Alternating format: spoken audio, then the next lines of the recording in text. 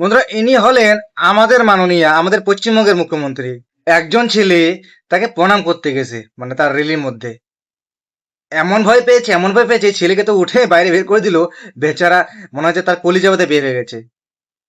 আর এখন দেখছেন ইনি ইনি হলেন আসামের মুখ্যমন্ত্রী হেমন্ত বিশ্ব শর্মা। দেখেন, মানে সাধারণ মানুষের সঙ্গে এমন ঘুলেমেলে আছে, মনে হয় যে সে তার বাড়ির মানুষের সঙ্গে ঘোলামেলা করছে, মিশামিশি করছে। মানে এতটাও তার কোনো ভয় নাই, যে নিজেরই মানুষ সব।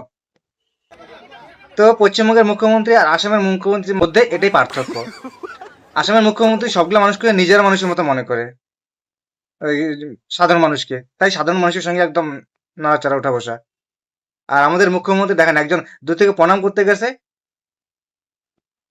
তার বুঝতে পারছেন, মানে শুধু মুখ্যমন্ত্রী হলে হবে না, মন থেকে মানুষও হতে হবে। মানুষের সমাজ পাশে থাকতে হবে, মানুষের মনের মধ্যে বসতে হবে।